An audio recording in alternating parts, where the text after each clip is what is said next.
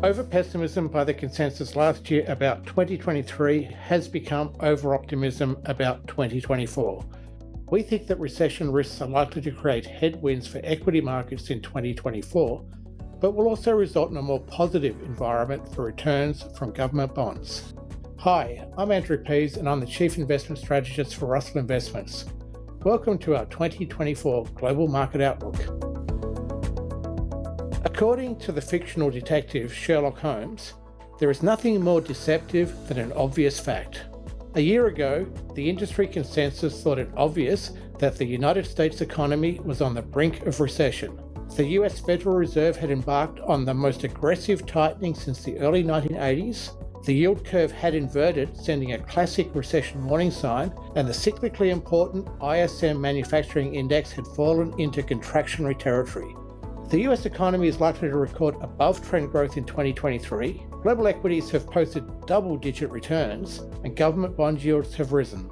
Having been humbled in 2023, the consensus has reversed direction. A recent survey by Bank of America found that 74% of fund managers expect a no-recession soft landing for the economy in 2024.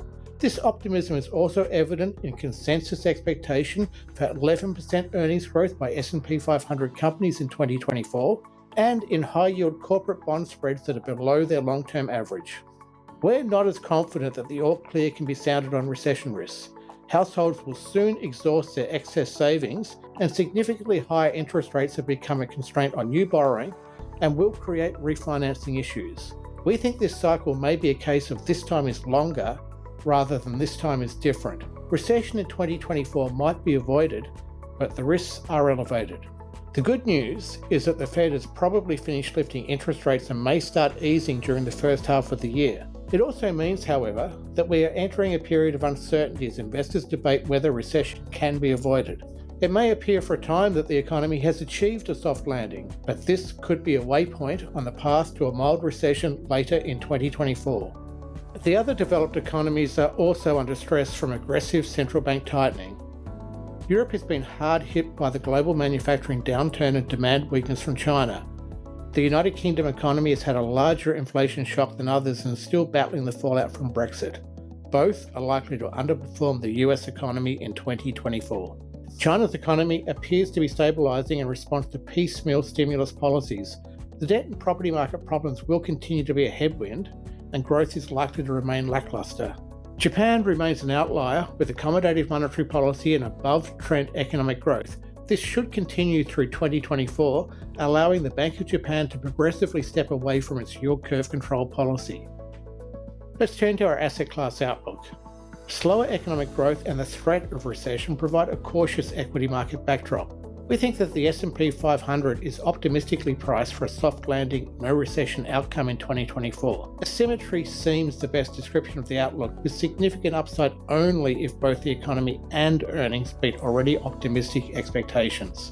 The likelihood, however, of rapid Fed easing in the face of recession fears should limit the magnitude of market declines and set the stage for an eventual rebound.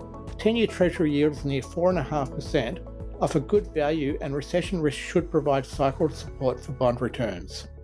In terms of other asset classes, we like the quality factor within the equity market, as its emphasis on profitable companies with strong balance sheets can offer useful defense if the economy continues to slow. We're neutral on emerging markets despite their relative cheapness. The structural changes facing China's economy mean we need to see extremely oversold conditions before overweighting.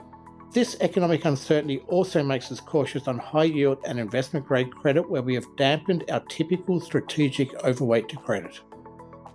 We expect that 2024 will be the transition year that the consensus anticipated for 2023. The over-pessimism about 2023 has become over-optimism for 2024.